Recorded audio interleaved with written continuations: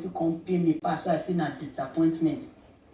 These two girls, these two, you go tell me language. You say language, if I say this thing, I won't talk so. These two girls, they now sat down, they now call Bells. They now say, Bells, Bells should tell them how the voluntary exit of the team work. Bells was now telling them that you have to make like a request 24 hours before the thing. So they were not like, so she have already made the request since yesterday now. That means it's not what happened today that made her to go and make the request. Nobody should blame us. I was sleeping at the garden.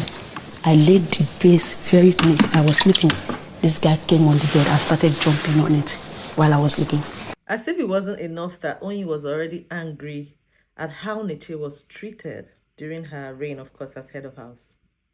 Chimso nasty went to look for her trouble, jumped on her bed, and her response got Big Brother angry.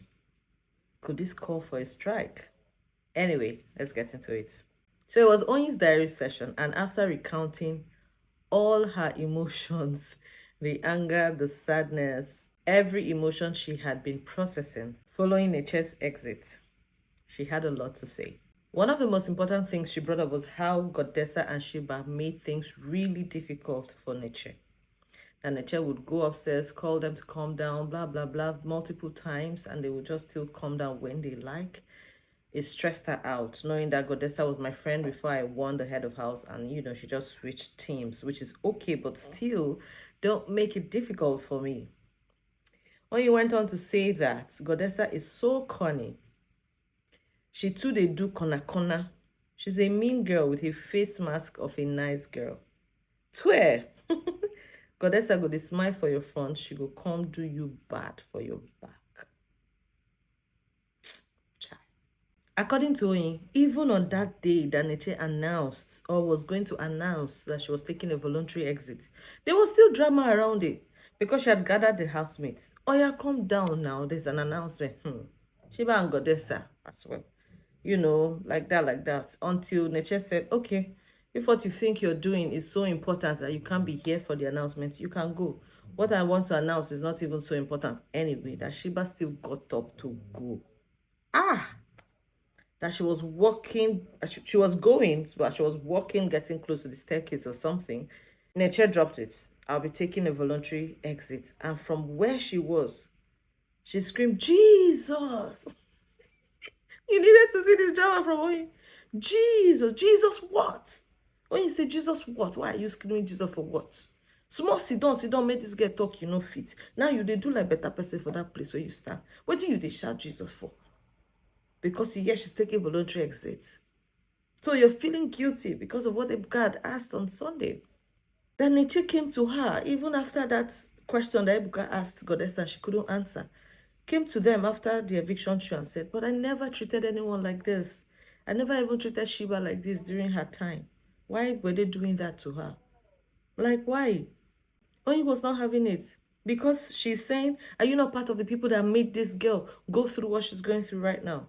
Mentally drained, exhausted, and of course, in Oyin's opinion, you didn't help her. Una wicked, not too wicked.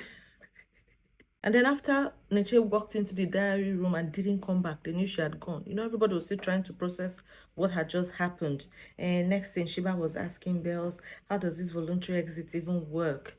And Bells was trying to explain to her that you have to tell Big Brother 24 hours ahead. Oh, they just took it up. All they wanted was to prove the point that it wasn't because of them that Cked left. Oh, so it's not even because of the question that Ebuka even asked Seth.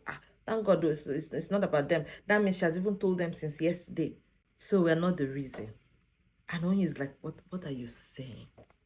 When you say she could not even process that thing in her, like she was having headache. She said her medulla oblongata. I don't know what she said was wrong with it, but this is, to her at this point, what you're saying right now does not make sense. It's very insensitive. You're not even worried for the girl. How does she feel? What could have pushed her to that point? Nothing. It's about just, you know, just being sure that, oh, you're not the reason. Oh, so since she has told Big Brother since yesterday now, it's not what Ebuka asked. That's the reason for her departure. According to Oyin, she was so pained and so angry that she had to consciously remove herself from that scene. She said, it wasn't my battle to fight. It took the grace of God for me to walk away and not fight them. Because if you people were not wicked, you would not be feeling guilty, sit and be thinking, analyzing, breaking down, and trying to make sure that, oh, you're not the reason. So you know you did not treat her well. So she walked away. Then came Chimsom and the bed drama. This one is a little tricky. By the way, Oyin said she's the one who took all the spoons and the forks and everything in the house, that they should eat with their hands. They should go back to their roots. In fact, she was even almost going to take the knife, but she just pitied them, leave the knife. Let's get into Chimsom's drama with Oyin.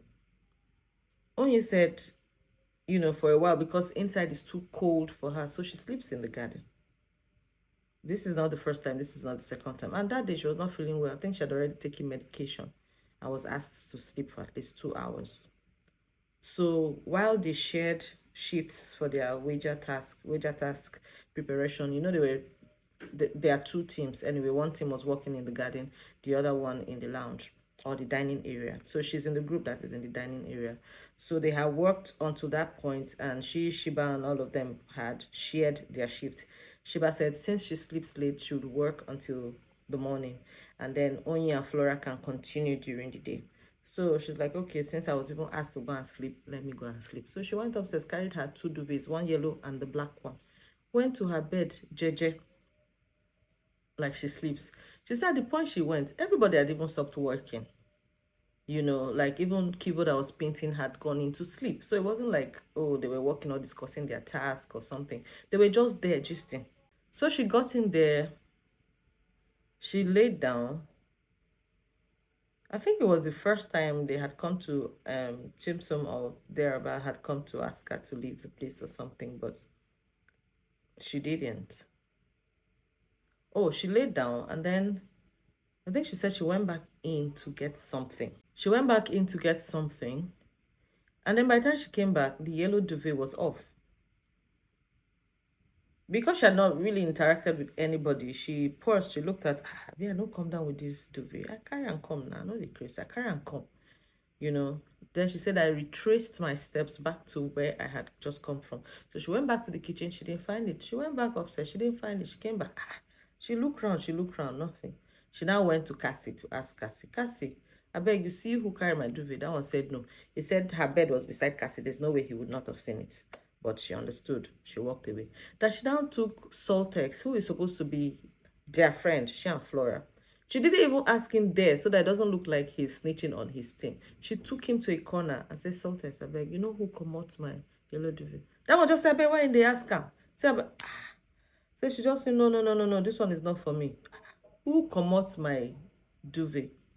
So she went back, she no talk. She said she just laid down, carried the black duvet, she had covered herself, and was trying to sleep when Chimso came. That she should leave the place. I started bouncing, jumping on her bed. Was jumping on her bed. She didn't talk to him. Was jumping on the bed. She said she didn't talk. She just stood up, went to the kitchen, carried water, and poured on his bed. So in her mind, probably when he comes in to sleep later, that's when he would realize that his bed is wet. And probably add 2 and 2 together.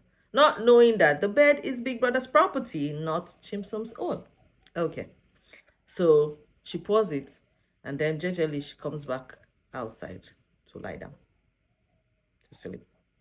According to her, when she was narrating this to Big Brother, she said, I gave it Oyin's touch. I gave it Oyin's touch. And Biggie said, you vandalized Big Brother's property. Woo! She felt bad. I knew that made her feel bad. She knew, because even when she left the diary room, she went to tell Flora, she said, she don't make Big Brother vex now. That one don't pay now, you know?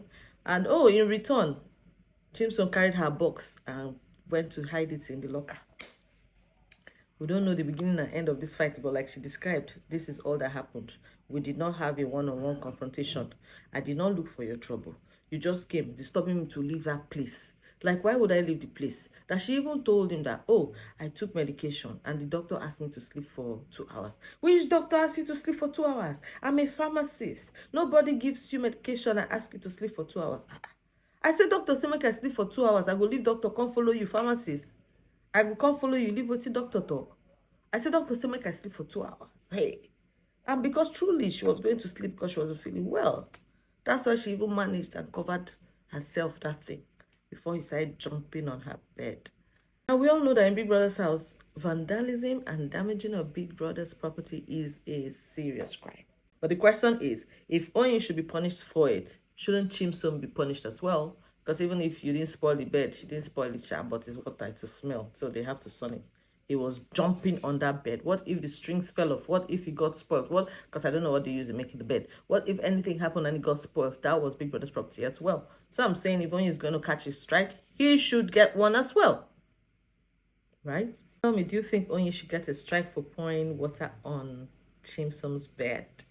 And should Chimsom be punished too for jumping on Big Brother's bed?